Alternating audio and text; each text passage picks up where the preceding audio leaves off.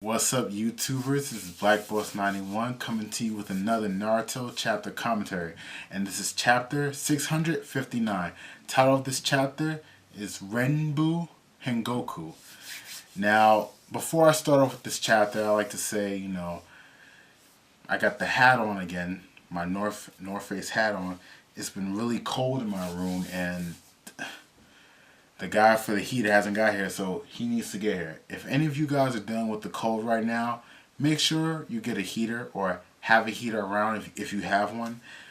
Put it in your room and heat yourself up, because you do not need to be in this cold. I don't like the cold personally. If some of you guys do like the cold out there, then by all means, more power to you. But those that don't like the cold, get yourself a heater, be by the oven, something to keep you warm. Now, this chapter, Renbu Hengoku, I actually wanted to know what was the name of what does that mean, Renbu Hengoku?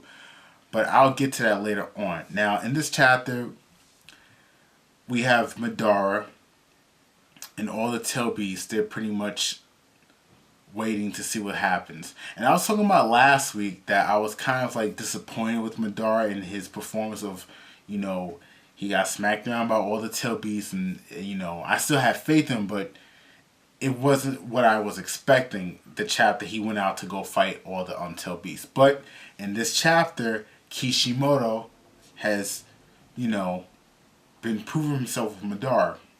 So he pretty much starts off laughing. Well, no, licking his blood first. And I'm thinking like, okay, I know what this is about. Madara has been wanting a real body for a very long time. He's actually planned for this day to live forever. Now, I was thinking about, him coming back in his younger, youthful form. Well, I'm thinking that since he was revived when he was revived from his Edo Tensei form, I'm thinking in my mind that he was revived in that state, in his younger self. So he licks his blood and he starts to laugh, and he's just happy and amazed that he's like, this is what it feels like to have a body. This is my body, my blood. This is what it feels like. And after, it shows the frames, he starts to gain his composure again. And he's looking with his right Renegon eye. Now, I'm just like, okay, he's going to do something. Because it kind of almost looked like he went crazy a little bit, but no, he was just having fun and pleasure in the fact that he has his real body. Now, he ends up taking the blood off of like his arm, and he smears it on his hand, and he tries to do a summoning seal. And Nine-Tailed Fox, anytime that Madara does something where it's like a summoning, he feels the chakra, he feels that energy, the blood, and he just knows that evil feeling, that carnage that Madara has. And Shikaku, the one-tailed raccoon, he's just saying, this is not like you, grow a pair, what's with you, getting all scared and everything like that. It's making him uneasy. The first raccoon, he's used to seeing the Nine-Tailed Fox being more cocky, more like a higher up figure. He always puts his power out first. Like, I'm Nine Tails, I'm stronger than you. Back down One Tails. I think to me it's almost like they have like a big brother little brother kind of relationship where big brother, he's stronger, he's tougher, he's cooler. He's always putting the little brother down, kind of like, yeah, you're not better than me. He's like Nine-Tails is almost like a jock, and like the first Tails is kind of like, he's not a geek, but he wasn't looked upon as like being the best.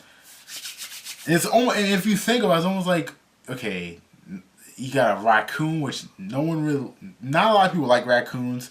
He's fat, he's a sand, he has one tail, so he's the weakest tail beast out of all of them. Kurama, which is the Nine-Tailed Fox, has the most power. He's the coolest one out of all of them. He's plus leaner. Like, it's just there's these two contrasts or opposites of each other, but it's all good. So, but it's throwing Shikaku off, and that's not a good sign. and he ends up summoning the Gedo Mazo statue. Now, he doesn't summon it instantly. What happens is that it goes back over to where Obito, Black Zetsu, Minato, and Kakashi, they notice something that something's coming out of Obito's back, and Kakashi and Minato sees that, and we see the Gedo Mazo come out. Now, in this part where the Mazu is summoned from Obito's body, he should have been killed off because it was said before that the Gedo Mazu extrudes this immense life force which keeps the user alive, which keeps the host alive. But we get explanation later about Black Zetsu being attached to Obito, that, you know, since he's still attached to him, if he leaves, he'll die. So I want to see that come sooner. But Kakashi begins to use the Kamui to actually kill off or teleport the Gedo Mazu in another area. Now, my opinion, I know some people don't really give a crap about Kakashi. They think he's a shit character, but I like Kakashi. I believe if the Gedo Mazu didn't teleport at that time, even if Kakashi would have died using so much chakra to destroy the Gedo Mazo, I believe that he would have took out the Gedo Mazo right then and there, because he managed to take off a right arm, and it's kind of like similar to Madara, where the Gedo Mazu, once it was extracted from Obito's body through the summoning, it teleports to where Madara is, right behind Madara, and where the White Zetsu and them are. And I believe Kakashi would have been able to kill him, because we see the right arm in Madara. You know, he got his right arm taken. He takes Zetsu's right arm. So, and it goes, and Black Zetsu is still talking to Obito. He's trying to take the left Rinnegan eye from Obito, but Obito resists. I'm starting to think Kishimoto still wants to redeem Obito. There's a good possibility that that's going to happen. Now, I know a lot of people really don't like Obito, don't really give a crap about him. I don't like Obito like that either. He's not one of my favorites. I'm not a big fan of him, but I can see where Kishimoto wants to go with it, where he wants to go with Obito, because the thing is, he still has enough energy to stop Black Zetsu. In my mind, I'm thinking, come on now. Black Zetsu has such a strong hold on. He has such a strong hold on Obito that he's generating enough life force to keep him alive. But hey, that's me. And he can't jeopardize leaving so soon, because he knows that Minato and Kakashi would kill him right when he leaves Obito's body. Now, my thought on that, I thought Black Zetsu could go in the ground. Like, he could take the eye, turn to the black goo, seek his way into the ground, because even though he's Madara as well, he's still a Zetsu nonetheless, so he's still kind of like an earthly creature. But knowing Minato, how fast he is, and plus he has the Naruto Fox chakra, well, at least some of it left, because I think Naruto took most of it, he probably would have caught him. Kakashi probably would use Kamui or Lightning Blade to probably kill him, whatever. So, and you know, Black Zetsu is just still bashing Obito, telling him you're a worthless piece of crap. You know, you was never meant to hold on to these eyes. Give them back to their rightful owner. The true users, the people that to unlock the true power of the Rinnegan, was originally the Hermit, the Sage of Six Paths, and Uchiha Madara. So I think that's pretty accurate. I like that. I mean, even Nagato, even though he was an Uzumaki, he was able to use the Rinnegan. There's still some things that even Nagato didn't know, because if you think about it, the only person that really knew the full details of everything about the world, you could say, was the Sage of Six Paths and Uchiha Madara, because Madara was able to decipher it or read it because of his Sharingan powers. And probably, I don't think he read all of it through. No, he might have read all of it through the Rinnegan probably before he died because, he unlocked it. But also, Orochimaru was really smart and good at least deciphering certain things. But Black Zetsu can't give him the eyes, and White Zetsu tells Madara he'll have to wait a little bit longer, and it's less than expected. Now, what Madara does at this point in the chapter was, I thought I was right. I was right on making the assumption that Madara might use some technique that no one else knows about, like, because he's a new Uchiha, he has the tablet, and plus he knows so much about the Rinnegan, he has a Rinnegan, he might pull out some other moves.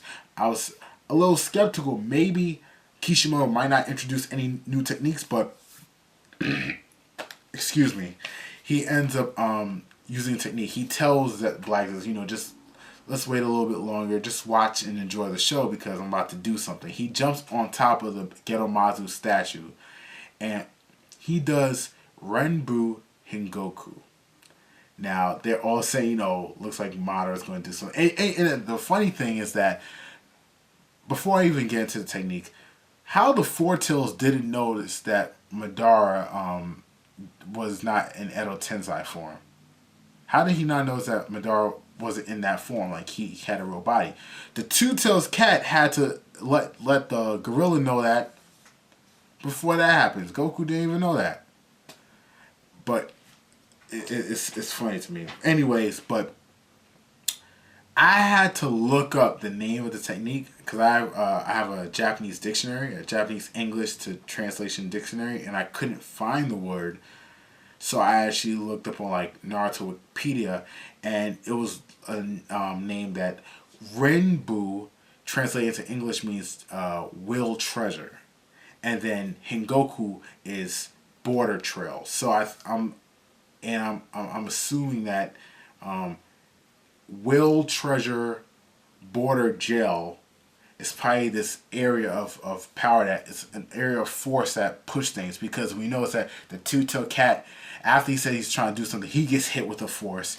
The Four Tails, the Seven Tails, the Five Tails, the Six Tails, all the tail beasts get knocked with this force, and they didn't even get touched.